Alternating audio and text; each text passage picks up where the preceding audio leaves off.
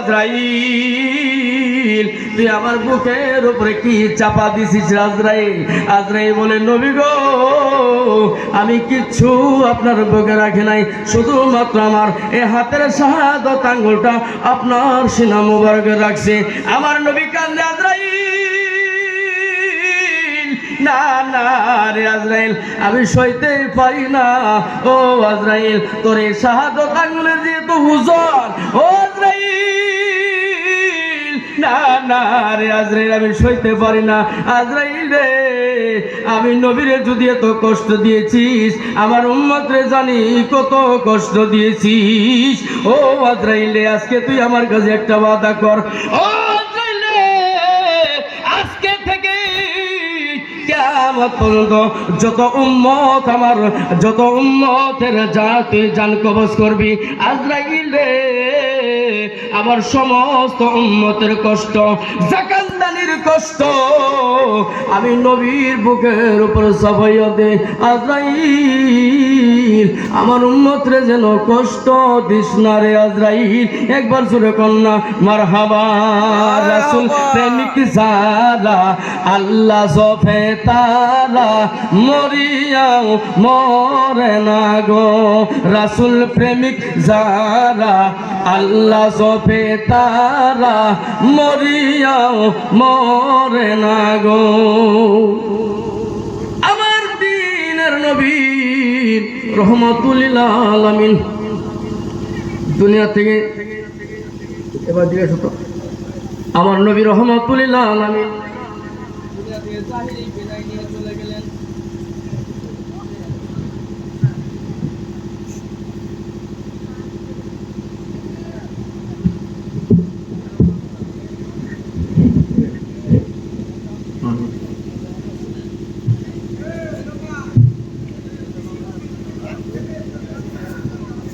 আমার দ্বীনের নবী রহমাতুল লিল আলামিন দুনিয়া থেকে জাহিরি বিদায় নিয়ে চলে গেলেন।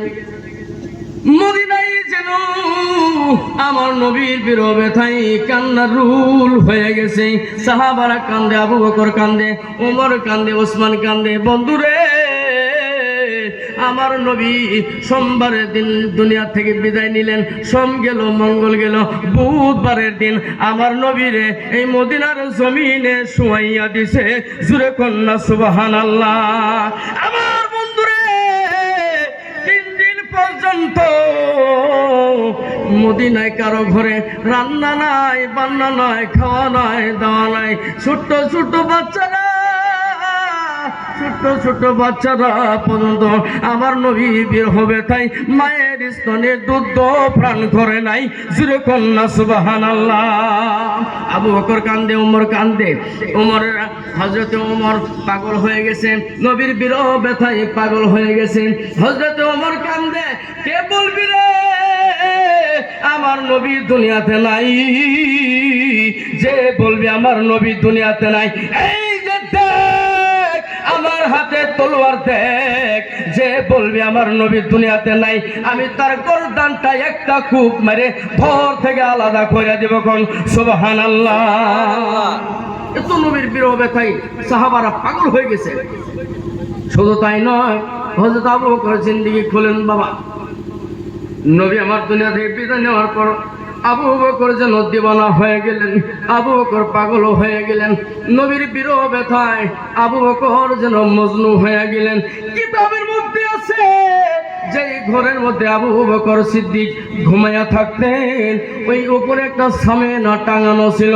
হযরতে আবু বকর নবীর বিরহ ব্যথায় মাঝে মাঝে হযরত আবু বকর বলতেন, আহ নবী নাই, আহ নবী নাই।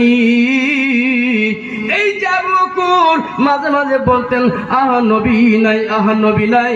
নবীর বিরহ ব্যথায় ওই আবু বকরের উপরে সামেনাটা আমার নবী রহমাতুল লিল আলামিনের বিরহ ব্যথায় আবু বকর ওই উপরের সামেনাটা একদম কালো হয়ে গেছে। কোন সুবহানাল্লাহ। কালো হয়ে গেছে। আবু বকরের বিষম বেমার, আবু বকরের অনেক বেমার। মদিনায় ডাক্তার কবিরা সবের কাছে ট্রিটমেন্ট করেছে, আবু বকরের বেমার ভালো হয় না। শেষ মুহূর্তে একটা কবিরাজের কাছে নিয়ে গেছে। নিয়ে যায় বলছে যে কবিরাজ দেখো তো আমার কি হয়েছে। কবিরাজে ভালোভাবে গবেষণা করে দেখছে, দেখে বলছে যে আবু বকর, ও আবু বকর, আবু বকর রে, তোমার আমি ভালোভাবে গবেষণা করে দেখলাম, ভালোভাবে ট্রিটমেন্ট করে দেখলাম, তোমার কিচ্ছু হয় নাই। কিন্তু আবু বকর, তোমার কলিজাটা নষ্ট হয়ে গেছে, তোমার কলিজাটা পচন ধরে গেছে। একবার জোরে কর না বাবা সুবহানাল্লাহ। এই আওয়াজে মানে রে বাবা, দুই হাত তুলে বলেন সুবহানাল্লাহ। কবিরাজে ডাক দিয়ে কই আবু বকর, আবু বকর রে, তোর কলিজাটা নষ্ট হয়ে গেছে।